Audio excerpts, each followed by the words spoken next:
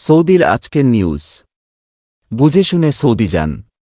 Recruiting এজেন্সিগুলো সৌদির দালালদের কাছ থেকে ভিসা কিনে। বিস্তারিত জানতে ভিডিওটি শেষ পর্যন্ত দেখুন। আরব ইসরায়েল যুদ্ধের পর ১৯৭৩ সালে যুক্তরাষ্ট্র ও ইউরোপে তেল বিক্রি বন্ধ করে দেয় সৌদি আরব ও তার প্রতিবেশীরা। পানির দরে বিকানো তেলের দাম জ্বালানি অবরোধের কারণে আকাশ স্পর্শ করে। ফুলে ফেঁপে ওঠে সৌদির রাজকোষ। শুরু হয় দেশটির উন্নতির গল্প। ঝকঝকে সড়ক, আকাশচুম্বী দালান নির্মাণের হিড়িক শুরু হওয়ায় ডাক পড়ে বিদেশি কর্মীর। তাতে সামিল হন বাংলাদেশিরাও। ৮০ দশকের শুরু থেকে দলে দলে বাংলাদেশি সৌদি প্রবাসী হন।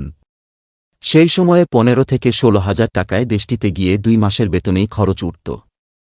শুধু শ্রমিক নয়, চিকিৎসক, প্রকৌশলী, বিশ্ববিদ্যালয়ের ডিগ্রিধারীরাও পাড়ি জমান মরুর দেশে। ভালো উপার্জনের আশায় সৌদি ড্রিম তৈরি হয় বাংলাদেশে। সেই সোনার লঙ্কা আর নেই। ৩ ফেব্রুয়ারি পবিত্র নগরী মদিনা থেকে বদর প্রান্তরে যাওয়ার পথে বাসের পাশের আসনে বসে সৌদি প্রবাসী বাঙালিদের সেই সুখের দিনগুলোর গল্প শোনালেন মুসা জলিল ছুইয়াল। ২ বছর আগে তিনি শরীয়তপুর থেকে সৌদি গিয়েছিলেন। আজ তিনি ৬-৫ বছরের প্রো। খুব কাছ থেকে দেখেছেন বাঙালির সুদিন থেকে দুর্দিন।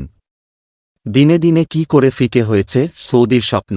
বঙ্গবন্ধু পরিষদের মদিনা শাখার সভাপতি মুসা জলিল ছুইয়াল গান্ধর গ্রুপের হিসাব নির্বাহী। তিনি জানালেন, সৌদিতে আর আগের দিন নেই।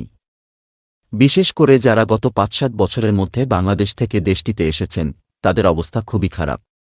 মদিনা শহরেই অনেক বাংলাদেশির বৈধ ওয়ার্ক পারমিট, আকামা নেই।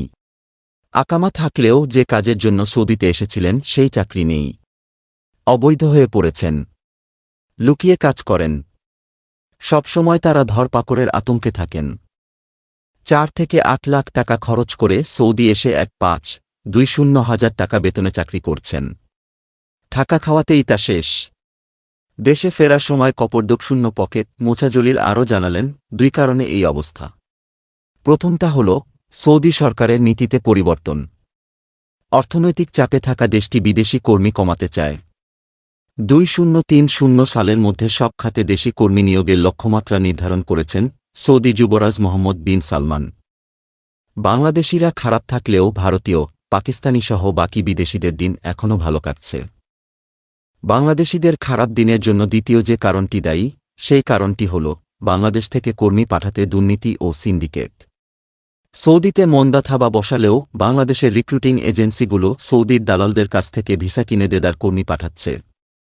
সৌদি স্বপ্নে বিভোর এসব নতুন কর্মী এসে পড়ছেন অথৈ সাগরে। চাকরি না পেয়ে পথে পথে ঘুরছেন। দেশেও ফিরতে পারছেন না, কারণ তারা ঋণ করে, জমি বিক্রি করে এসেছেন। আলাপ চলাকালেই মুসা জলিলের হোয়াটসঅ্যাপে মেসেজ এলো, আগামী ২ সপ্তাহ প্রবাসী গাড়িচালকদের ওপর ধরপাকড় চলবে।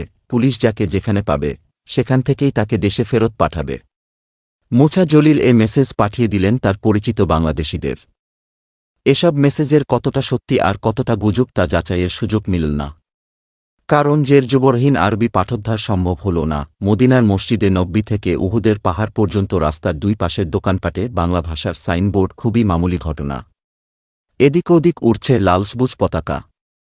বাংলাদেশ হজ মিশনের ঠিক বিপরীতে একটি খাবারের দোকানের নাম রূপসী বাংলা, যেখান থেকে হাঁটা পথের দূরত্বে ভাতের হোটেলের নাম শেরাটন ও সোনারগাঁও। রূপসী বাংলায় কথা হয় জয়পুরহাটের আনোয়ার হোসেনের সঙ্গে।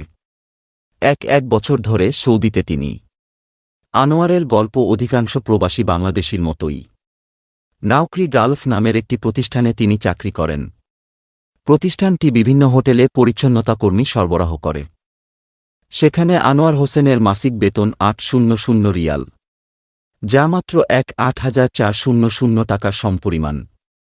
এ টাকায় দেশে থাকা তার ৫ সদস্যের পরিবার, স্কুল পড়ুয়া ৩ সন্তানের পড়ালেখার খরচ চলে না। তাই ৮ ঘণ্টা ক্লিনারের কাজ শেষে রূপসী বাংলায় আবার ৮ ঘণ্টা ওয়েটারের চাকরি করেন। এ চাকরি থেকে ১,১০০ রিয়াল পান আনোয়ার হোসেন। ২ চাকরিতে দিনে ৬ ঘণ্টা কাজের পর ঘুমানোর জন্য ৪ ঘণ্টাও সময় পান না। দীর্ঘদিনের অনিদ্রায় চোখের নিচের কালো দাগ স্থায়ী হলেও অনন্য পায় আনোয়ার হোসেন। তিনি জানান, এমন দুর্দিন ছিল না। বছর ৫-৭ আগেও ক্লিনারের কাজে মাসে ১,৬০০ রিয়াল পেতেন। ওভারটাইমে মিলত আরও ৪০০ থেকে ৫০০ রিয়াল। বাড়িতে ১,৫০০ রিয়াল পাঠাতে পারতেন। মক্কায় দেখা হওয়া ফরিদপুরের চরভদ্রাসনের আরিফ হোসেন অবশ্য সৌদিতে সুখের দিন দেখেননি।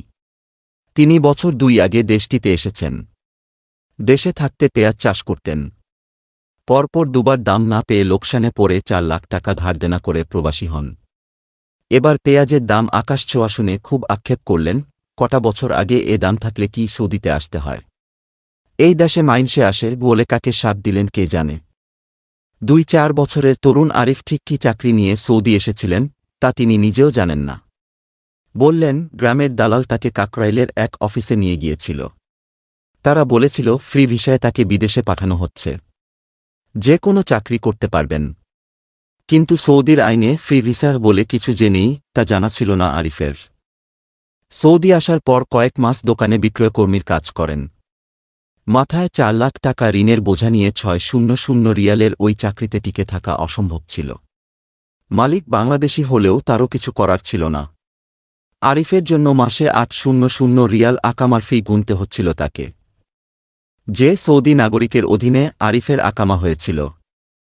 তাকেও মাসে 400 রিয়াল ফয়দা দিতে হচ্ছিল। এদিকে বাড়ি থেকে প্রতিনিয়ত চাপ আসছিল ঋণ পরিশোধের, তাই একদিন কাজ ছেড়ে অবৈধ অভিবাসী হয়ে যান আরিফ। এখন যা কাজ পান তাই করেন।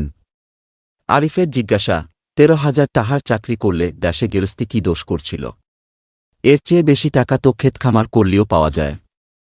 আরিফ জানেন, বিনা অনুমতিতে কাজ পরিবর্তন করায়, আকামা নবায়ন না করায় তাকে যে কোনো সময় পুলিশ ধরে দেশে ফেরত পাঠাতে পারে। বীতশ্রদ্ধ এই তরুণ আর ধরা পড়ার পরোয়া করেন না। তার কথা, যা হওয়ার হবে। ক্ষতি যা হওয়ার হয়েছে। আর কেউ যেন সৌদিতে পারি না জমায়। পবিত্র শহর মক্কার মিসফালাহ থেকে কাবা শরীফের দূরত্ব বড়জোর 1 কিলোমিটার। নাক বরাবর সোজা রাস্তাটি দিনরাত কোলাহলে মুখর থাকে ওমরাহ পালনে আসা যাত্রীর ভিড়ে। লাখো মানুষের চলার এ পথের দুপাশের দোকানে ঝলমলে পসরা। তার আলোয় দেখা মেলে ম্লান মুখের পরিচ্ছন্নতা কর্মীদের। বলদিয়া নামে পরিচিত মক্কা নগর কর্তৃপক্ষের নিয়োগ করা প্রতিষ্ঠান শেডর গ্রুপের কর্মী তারা। প্রায় শতভাগ পরিচ্ছন্নতা কর্মী বাংলাদেশী। ইজিপ্ট হোটেলের সামনে কথা হয় টাঙ্গাইলের এক যুবকের সঙ্গে। তিনিও শেডর গ্রুপের কর্মী। রাস্তা পরিষ্কারের পাশাপাশি বোতলগুলো বস্তায় ভরছিলেন তিনি। বিদেশে এসে টোকাইয়ের কাজ করে স্বদেশী সাংবাদিকের কাছে ধরা পড়ায় কুণ্ঠায় নিজের নাম বলতে চাইলেন না। বললেন, 1 কেজি বোতলের দাম 5 রিয়াল। সারাদিনে কেজিখানেক বোতল জমাতে পারেন। মাসে 800 রিয়ালের বেতনের সঙ্গে টোকাইয়ের কাজ করে আরও 400 থেকে 500 রিয়াল যোগ হয়। রাস্তার আশেপাশের হোটেলে ফুড ফরমাশ খাটেন। তাই দিয়ে কোনো ক্রমে নিজে চলে বাড়িতে মাসে 1.5 থেকে 2 হাজার টাকা পাঠাতে পারেন। মক্কায় কথা হয় সৌদিতে বাংলাদেশের রাষ্ট্রদূত গোলাম মসিহর সঙ্গে। তিনি জানালেন, অবস্থা ভালো নয়। শেডর গ্রুপের উদাহরণ দিয়ে তিনি বলেন, প্রতিষ্ঠানটিতে 3-2 হাজার বাংলাদেশি পরিচ্ছন্নতা কর্মী কাজ করতেন। আগে প্রতিষ্ঠানটির প্রতিটি দলে একজন সুপারভাইজারের অধীনে 6 জন কর্মী থাকতেন। অটোমেশনের পর 6 জন কর্মী লাগছে। কাজের সুযোগ কমে গেছে। সৌদি সরকার বিদেশি কর্মীদের আকামা নবায়নে করারোপ করেছে। তাই প্রতিষ্ঠানগুলো বেতন কমিয়ে দিয়েছে। তারা বিদেশি কর্মী রাখতে চাইছে না। কূটনীতিকরা রাগঢাক করলেও সাধারণ প্রবাসীরা বলেছেন, নতুন করে যারা সৌদি আসবেন তারা যেন ভেবেচিন্তে আসেন। চাকরির নিশ্চয়তা ছাড়া 3 থেকে 4 লাখ টাকা খরচ করে কেউ যেন এই দেশে না আসেন। কিন্তু বাংলাদেশের রিক্রুটিং এজেন্সিগুলো তা কানে তুললে তো। প্রবাসী কল্যাণ মন্ত্রণালয়ের তথ্যানুযায়ী গত বছর সৌদিতে 3,09,900 বাংলাদেশি গেছেন। চলতি বছরের জানুয়ারিতে গেছেন 5,1,786 জন। নতুন করে যারা যাচ্ছেন তাদের কেউ 3 লাখ টাকার কমে দেশটিতে যেতে পেরেছেন। ঢাকা ও জেদ্দা বিমানবন্দরে এমন কারও দেখা পাওয়া যায়নি। 2-7 বছর আগে দেশটিতে প্রবাসী হওয়া শেখ আনোয়ার এখন জেদ্দায় প্রতিষ্ঠিত ব্যবসায়ী। তিনি জোনাকি ট্রাভেলসের মালিক। বাংলাদেশ থেকে কর্মী নেয় তার প্রতিষ্ঠান। তিনি বললেন, নতুন চাকরির সুযোগ কম, কিন্তু তাকেও তো ব্যবসা করতে হবে। প্রতি মাসে আকামার কর ফয়দা দিতে হয়।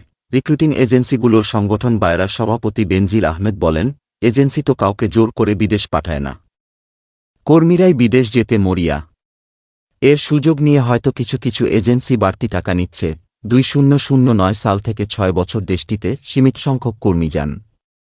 2015 সাল থেকে বড় সংখ্যায় নিয়োগ শুরু হয়। 2017 সালে এক বছরেই 5,05,000